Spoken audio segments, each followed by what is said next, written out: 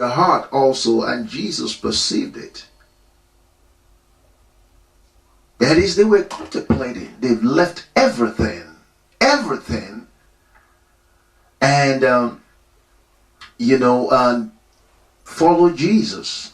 In fact, Peter left his company. Today we say that's a very, very big company, fishing company and all of that. So many other disciples, they left their jobs and everything and their families and all of that, and they were just going with Jesus on evangelization tour and all of that, ministering and all. And it got to a point where they were in a place of questioning, their commitment, and also what will happen. That happens to everyone also, today, believers. And Jesus said, no one leaves father, mother, parents, brothers, sisters, house, mention it, your job, whatever, and follow me.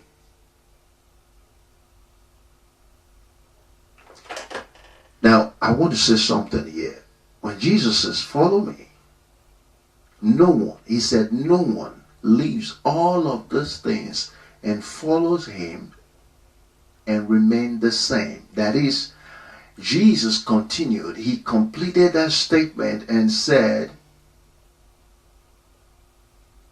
they will receive. I love this. Hallelujah. They will receive 100-fold. Oh yes. Some folks will say, well, I know in heaven. No. It said here on earth and in heaven. So don't give up. Don't compromise your commitment to the kingdom of Christ. Don't let the devil fool you. Just hold on. The Lord is coming through for you today. Hallelujah. I want to get into the word, and the word of God is so powerful. It is so powerful and full of information that we help everyone that believes in Jesus Christ. Hallelujah. Now, I want to talk about a scripture that, I call it is one of the greatest principles that the Holy Ghost, used to establish me in the faith. Amen. And that is in John chapter 15. John chapter 15, the gospel according to John chapter 15. In chapter 15, verse 1, the key verse is going to be verse 7. But I'm going to read from verse 1.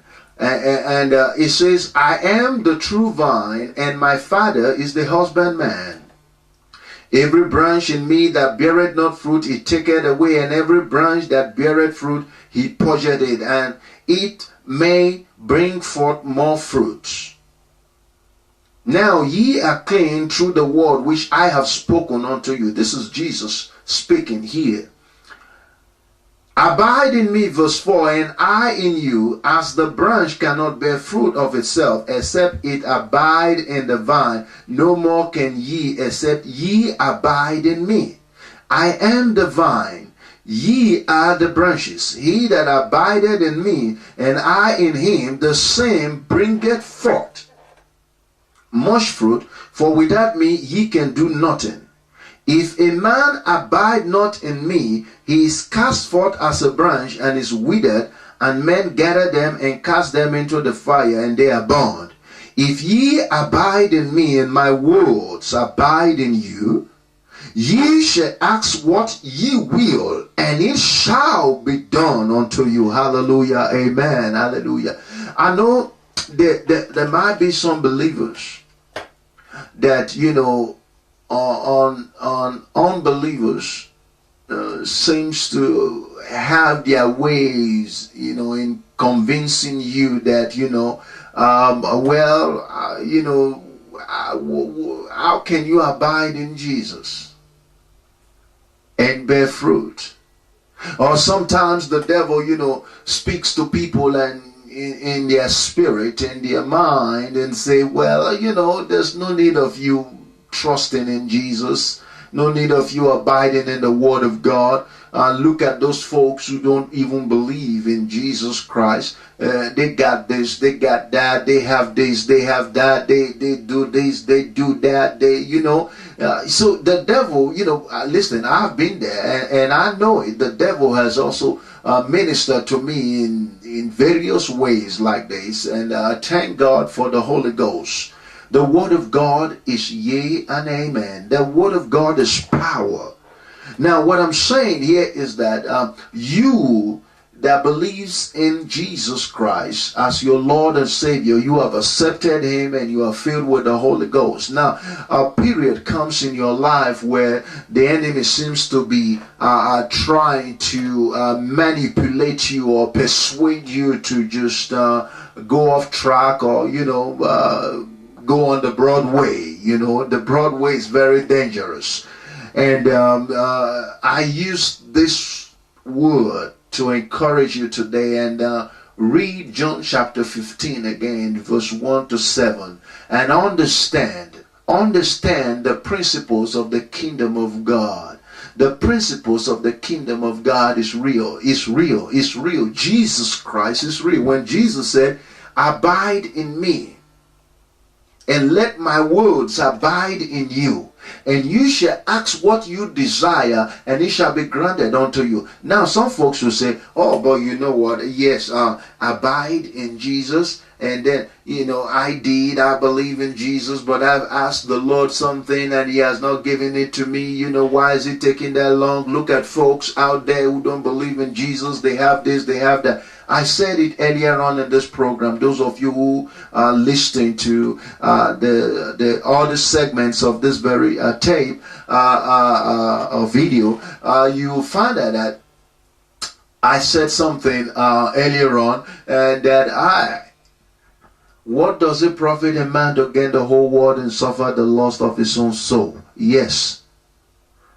The Bible is also clear. It says we should not be envious of the riches or the wealth of the ungodly. It says, oh my Lord, thank you, Jesus. It said we should not be envious, for God Himself is going to convert the wealth of the ungodly into the hands of the righteous. Don't you believe it? It is true. So coming back to the scripture, when Jesus says, without me ye can do nothing. Without me ye cannot bear fruit. Oh, when you look at this statement, there are folks who don't believe in Jesus, but they seems to have certain achievements in their lives, maybe in sports, in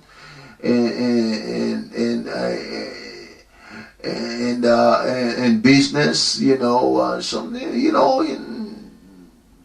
the material world. So sometimes you ask yourself this question: